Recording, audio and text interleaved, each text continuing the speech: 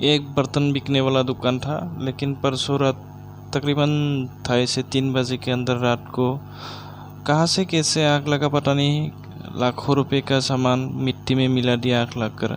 पर सब कुछ घर दुकान एक साथ था, लेकिन सब कुछ खत्म हो गया। ये हुआ गरेसर और खैराबाड़ी के जो जाने वाले रोड है ना, उसके बगल में ही है, रास्ते के सामने यही दुकान देख लो।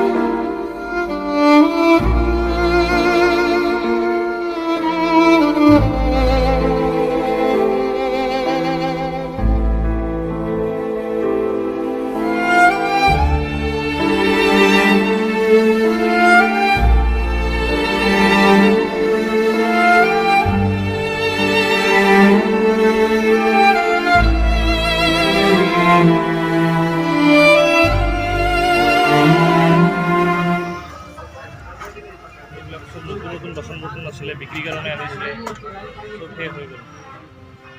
জুইছা না কেইটাও নোমোৱা নাই, ধোঁৱা ওলাই আছে এতিয়া।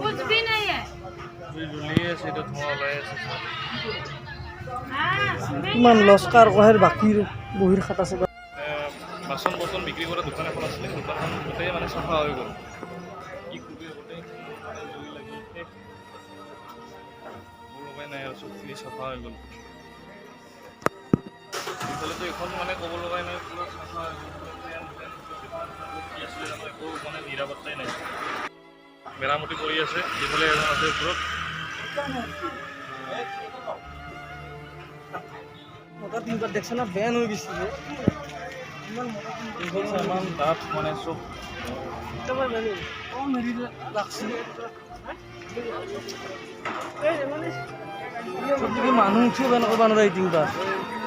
এই তিনিবাৰ জুই পুৰি বেন কৰি দিছে, কিমান হেৰিত লাগিব লাগিব।